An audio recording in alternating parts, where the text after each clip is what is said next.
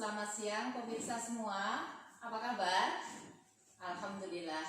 Hari ini saya kebetulan kedatangan tamu seorang yang masih muda, ganteng, energik, berprestasi, dan sangat rendah hati. Sudah berada di hadapan saya, yaitu Mas Denny Sumarna Putra. Siapa dia? Ikuti ya, kita lebih dekat dengan Mas Denny Sumarna Putra. Mas Denny, apa kabar? Alhamdulillah, baik dok. Waduh, saya ini surprise loh didolani Mas Denny yang masih muda, yang kemarin-kemarin saya tahunya dari postingan di Explore Tuban ya. Jadi saya lihat postingan-postingannya luar biasa dan berkelas ya, insya Allah bisa menjadi inspirasi banyak orang. Nah Mas Denny, ini pemirsa mungkin ada yang belum tahu siapa sih Mas Denny Sumarna Putra yang karyanya sudah sering dipublikasi dan sering ditonton banyak orang dan juga ada yang viral. Nah, penonton biar nggak penasaran, pemirsa nggak penasaran, Mas Denny bisa cerita, Mas Denny selama ini pendidikannya mungkin atau lahirnya dari mana atau seperti apa Mas Denny awal mulanya bisa mendalami apa ya? Digital content. Ya, Oke. Jadi sebelumnya buat subscriber, followers atau apapunnya Bu Dokter. Karena kalau yang belum tahu sama saya, nama saya Denny Sumarna Putra. Kebetulan saya masih sekitar umur 25 tahun. Nah, masih muda kan? Masih muda, masih belum nikah. Promosi. Oke, jadi untuk pendidikan sih saya terakhir itu di IPB Komunikasi Lokom. Jadi awal mula saya bisa terjun ke dunia digital konten itu emang dari awal zaman kuliah di IPB itu. Saya sering bantuin senior saya ketika ada wedding, terus ketika ada acara kampus. Nah jadi emang kebiasaan membantu itulah akhirnya jadi kayak terbentuk sebuah culture yang kita itu udah kayaknya ini fashion gue deh, akhirnya kok pakai gue ya. kebiasaan di Jakarta, di Bogor juga. Jadi kok kayaknya ini fashion aku ya, ini cocok nih. Terus akhirnya semester pertama belum nemuin fashion kan, semester 2 nah baru benar-benar nemuin fashion itu di semester 3. Jadi ketika semester 3 bantuin dan nemuin fashion, akhirnya benar-benar digelutin dan akhirnya tercetuslah waktu itu di sebuah komunitas di Bogor, ikut gabung. Terus dibilangin gini, Dan lu ngapain sih motret kota Bogor mulu, kenapa lu gak motret kota Tuban gitu? Lu kenapa gak mau ngenalin Tuban di dunia digital gitu? Akhirnya gue dapat kayak sebuah suntikan dari teman kayak, mending lu bikin. Oke. Terus dia bilang kayak challenge kan, kalau lu bisa ngelebihin followersnya gue berarti lu hebat. Nah, akhirnya waktu itu kita bikin, taunya malah kita lebih gede followersnya sampai sekarang. Jadi sekarang itu kita sekitar 76.000 pengikut di Instagram, terus 1.500 di YouTube, 3.000 di Facebook pengikut. Terus apa lagi ya? TikTok kita belum main kalau TikTok. Nanti tambah banyak kalau main TikTok. Iya, kayak kalau TikTok belum lah. Jadi gitu sih, kita emang dari awal kuliah udah nemuin passionnya di situ.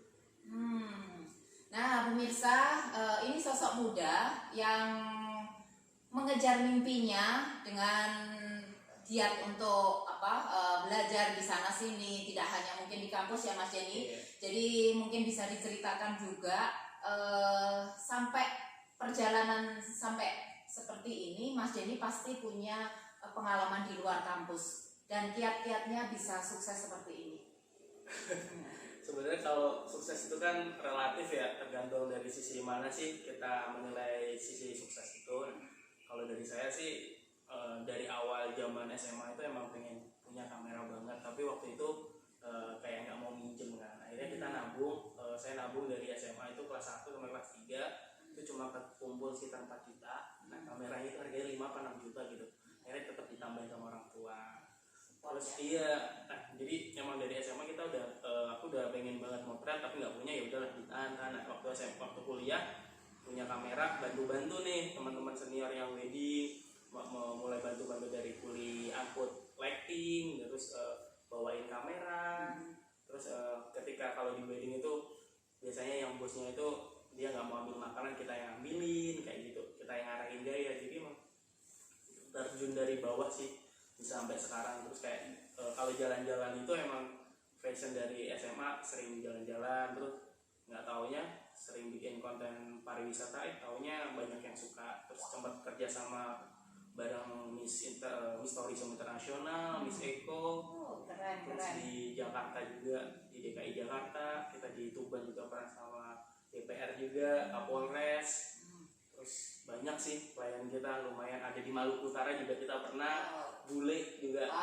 Jadi sempat waktu itu di jalan-jalan di Labuan Bajo, Wairebo, Kalimutu itu kita free plus digaji per day-nya. Per day-nya sih sekitar 500 sampai 1 juta.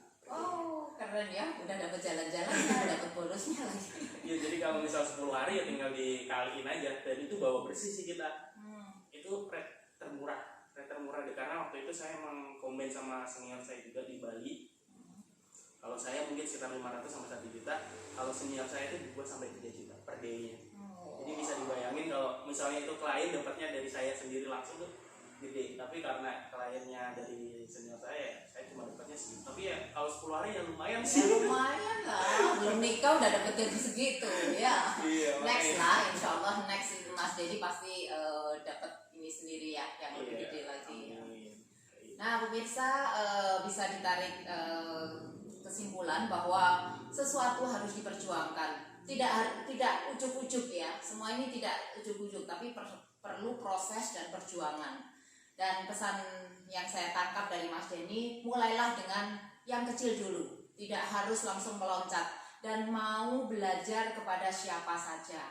Pengalaman adalah guru yang sangat-sangat berharga, sehingga menjadikan seseorang bisa naik terus tingkatannya, sehingga apa yang dicapai Mas Denny hingga saat ini bisa nanti lebih lagi ya Mas Denny. Saya yakin karena Mas Denny masih muda, masih bisa berkembang dan bisa melanglang kemana-mana. Nah pemirsa, kita lanjutkan ya Mas Denny. Mas Denny ini kan masih bujang ya, artinya masih jauh ke depan ininya. Apa sih cita-cita terdekat atau mungkin nextnya yang belum tercapai? Dan apa juga pesan kepada generasi muda yang pengen mengikuti jejak Mas Denny? Cita-cita sih yang pasti pengen nikah dalam waktu dekat, mungkin ya tahun depan lah kalau ada jodohnya. Pengen segera tahun depan. Terus ini sih kayak punya nazar dulu zaman kayak masih muda itu, kayak pengennya itu aku tuh pengen jalan-jalan keliling Indonesia setengah dari seluruh total provinsi sebelum nikah. Ini masih kurang sekitar 2-3 provinsi lah. Sebentar lagi deh. Ya, insya Allah sih ya pengennya segeralah tahun inilah ke Aceh ataupun ke Kalimantan. Terus ini juga sih kita dalam waktu dekat ini kita ingin bikin road trip. Jadi perjalanan pakai mobil. Kalau sekarang sih udah banyak banget sih kayak camper van. Jadi kita mau jalan itu dari rute terdekat di Jawa Timur. Jadi kita ingin mempromosikan Jawa Timur. Itu di Magetan, habis itu kita turun lagi langsung ke Ponorogo, Pacitan, Trenggalek, Kelut, Tuban. Nah itu jangka pendeknya sih, rencananya sih tahun ini kita nyari sponsor mulai dari tempat buat nempel-nempel di mobil kan, lumayan nih. Space segini bisa laku 200 atau 500 ribuan lumayan. Nah, saya dicolek ya Mas. Kayak gitu sih. Jadi itu untuk cita-cita terdekatnya ingin road trip sendiri ataupun sama teman sih. Jadi kalau dulu cita-citanya pengen sama istri, cuma karena belum punya ya sama yang ada aja. Ya, yang ada dulu. Iya. Terus untuk pesan sama anak-anak muda sih yang pasti kalau mau berkarya jangan nunggu punya alat. Kalau anak sekarang kan kayak aduh gue gak punya kamera, tapi itu sebenarnya bukan alasan. Kayak misalnya pakai handphone pun kita bisa kok berkarya. Contohnya salah satunya adalah waktu itu saya diundang sama Oppo, waktu itu grand launchingnya salah satu seriesnya itu F5 kalau nggak salah. Kita dapat itu waktu itu dapat challenge, kita harus menggunakan handphone itu untuk foto dan video yang bagus. Alhamdulillah challenge itu saya beruntung dan dapat handphone gitu. Jadi itu saya upload di sosial media, itu banyak yang nggak percaya kalau itu sebenarnya by phone fotonya, karena kita mainnya di gradingnya, terus di detailingnya. Jadi banyak ketika kita bisa menguasai, kalau mau bikin konten bukan cuma ide, tapi ada alat, habis itu ada pasca produksi sama tiga sih, apa ya, kok saya lupa. Pra, produksi, sama pasca. Nah, jadi kalau kita mau bikin konten itu ada tiga analis ini yang kita harus kerjakan. Jadi jangan sampai ketika pranya udah kita rancang, ketika produksi ternyata ada yang kurang, ketika paskanya malah kita nggak bisa apa-apa, itu percuma. Jadi kita harus menguasai tiga itu. Ataupun kalau nggak mau ya kita ide itu yang paling mahal dibanding yang lainnya. Itu sih. Jadi orang pasti beda ya ide. Iya. Misalnya kita mau motret bunga aja itu dari saya, Bu Dokter, terus nanti sampingnya ada orang lain lagi, kameramen, misal tiga orang ini kita suruh motret satu objek, itu pasti berbeda hasilnya. Nah itulah namanya ide. Jadi sudut pandang kita itu pasti berbeda. Nah itu yang mahal sebenarnya. Nggak semua orang mempunyai insting itu sih. Nah talenta itu yang perlu diasah terus Iya. ya. Jadi semakin kita sering bikin konten, semakin kita terbiasa, itu semakin kita nyaman, enjoy. Akhirnya kalau itu benar-benar passion ya nggak ada masalah sih. Akhirnya nanti kita bakal bisa upgrade alat. Dulu saya juga alat cuma handphone, drone juga dulu cuma yang paling murah, laptop juga dulu laptop yang paling murah zaman kuliah itu cuma sekitar 3 juta. Terus apa lagi ya? Semuanya bertahap kok. Saya juga bertahap, mulai dari kamera yang cuma harga 3 juta, terus drone juga yang paling murah tapi kan bisa berkembang. Jadi kita harus bisa menyesuaikan budget.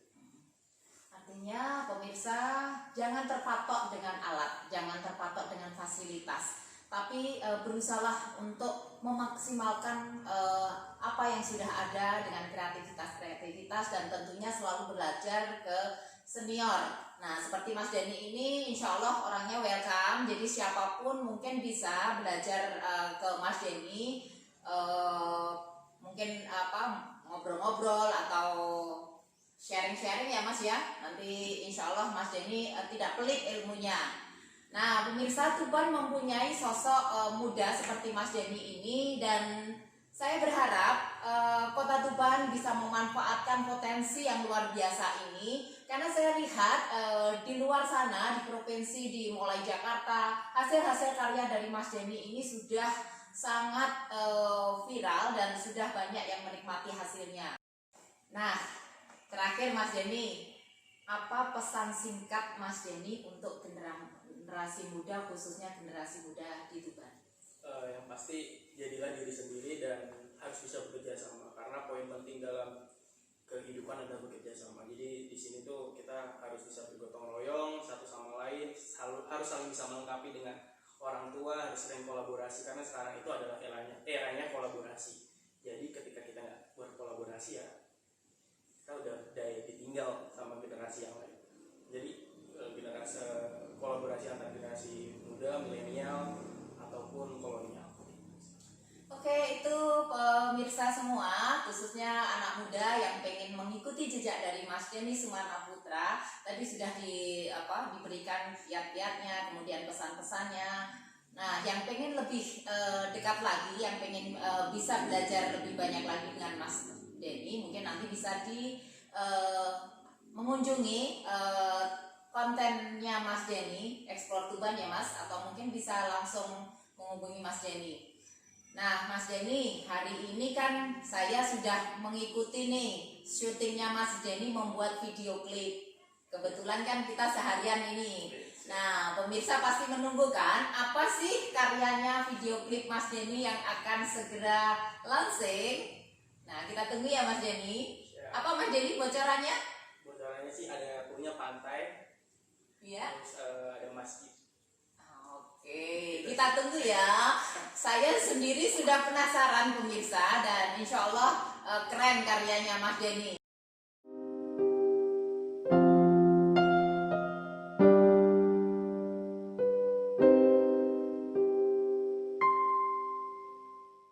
Nah pemirsa, demikian pertemuan pertemuan ini dengan Mas Denny Sumarna Putra, bintang kita sejenak lebih dekat dengan Mas Denny Sumarna Putra. Mudah-mudahan tayangan ini membawa manfaat dan kita jumpa lagi dengan sosok-sosok yang menginspirasi dan memotivasi kita semua. Terima kasih, selamat siang, assalamualaikum warahmatullahi wabarakatuh.